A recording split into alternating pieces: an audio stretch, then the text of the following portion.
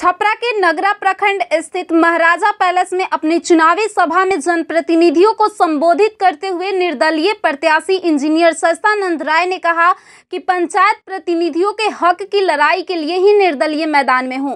पहले दलीय पार्टी से उम्मीदवार था तो जनप्रतिनिधियों के लिए आवाज उठाई, उनके अधिकारों के लिए लड़ाई लड़ी, लेकिन इस बार जनप्रतिनिधियों के दल से उम्मीदवार हूं तो निश्चित ही जनप्रतिनिधियों को उनका अधिकार दिलाऊंगा और जब पंचायती राज व्यवस्था के तहत उन्हें उनका अधिकार मिलेगा तब निश्चित ही उन्हें सम्मानजनक वेतन भी मिलेगा और फिर पेंशन भी मिलेगा। मैं सरकार की योजनाओं को अंतिम व्यक्ति तक पहुंचाने के लिए संकल्पित हूं और ये तभी संभव है जब सभी जनप्रतिनिधियों को उनका अधिकार मिलेगा और इन्हीं अधूरे कार्यों को पूरा करने के लिए ही मेरा चुनाव जीतना जरूरी है। आपके समर्थन से निर्दलीय चुनाव लड़कर जीतने का एक फायदा यह भी होगा कि मैं आपके हक की लड़ाई जोरदार तरीके से तो लड़ूंगा ही साथ सरकार की गलत नीतियों का विरोध भी पुरजोर तरीके से करूंगा। इस कार्यक्रम के दौरान पहुंचे नगरा पंचायत के जनप्रतिनिधियों ने भी संबोधित किया और इंजीनियर सस्तानंद राय को पूरे बिहार में सबसे ज्यादा मतों से जिताने का वादा किया और सभी जनप्रतिनिधियों ने उन्हें फूल माला पहनाकर विजयी होने का आशीर्वाद भी दिया।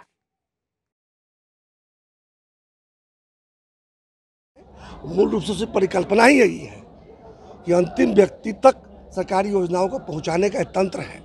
एक वार्ड सदस्य जो होता है एक टोला का नेता होता है और वो हर व्यक्ति को पहचानता है, हर व्यक्ति उसको पहचानते हैं। कोई विधायक दावा नहीं कर सकता अपने सारे वोटरों को पहचानता है, लेकिन एक वार्ड सदस्य अलग हर वार्ड सदस्य दावा कर सकता है कि अपने सारे वोटरों को पहचानता है। इसीलिए वार्ड सदस्य की परिकल्पना ही इसलिए की गई कि अंतिम व्यक्ति से वो सरकार को जोड़ेंगे। इसके अलावा पंचायती राज व्यवस्था का मतलब क्या हुआ कि पंचायत में सरकार भवन होगी ताकि गांव के लोग बड़ी आसानी से हर सरकारी योजनाओं के लिए पंचायत सरकार भवन पर जाके ही काम कर लें।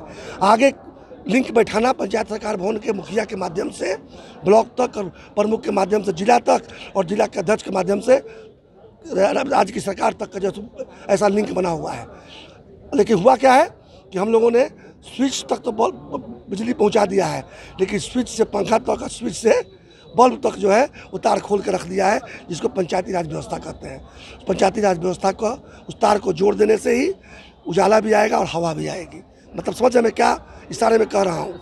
इशारे में ये कह रहा हूँ कि यदि सारी सरकारी योजनाओं को, कार्यक्रमों को और सेवाओं को अंतिम व्यक्ति तक सही में पहुंच रहा है कि नहीं पहुंच रहा है या कैसे पहुंचे तय करना है, तो पंचायती राज व्यवस्था को इसमें उसकी भागीदारी जो आज तक नहीं दी गई है वो देना ही होगा। इसकी शुरुआत हो चुकी है, नीतिगत निर्णय हो चुके हैं। इस बार मैं चुनाव लड़ रहा हूं कि मैं जीत के जाऊं तो उसको धरातल पर उतारने में भी सरकार के साथ में सहयोग करूं और जरूरत पर दबाव बनाऊं। वेतन पेंशन ये क्या? वेतन पेंशन तो अधिकार है ना। जो भी जनप्रतिनिधि चुन के आता है, जनता का चुना हुआ, वो चाहे सांसद हो, चाहे विधायक हो और चाहे पंचायत प्रतिनिधिगण हो, तो उनका अधिकार है जिससे उनको अब तक वंचित रखा गया है। सारे अधिकार से वंचित रखा गया है। उनको तो काम करने का अधिकार से वंचित रखा गया है, उनको सम्मान से वंचित रखा गया था जो पिछली बार मिलना शुरू हुआ। इस बार यही है कि बिल्कुल धरातल पर पंचायती राज व्यवस्था उतरे।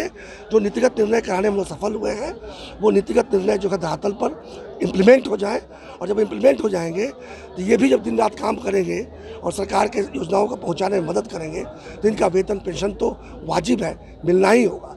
अगर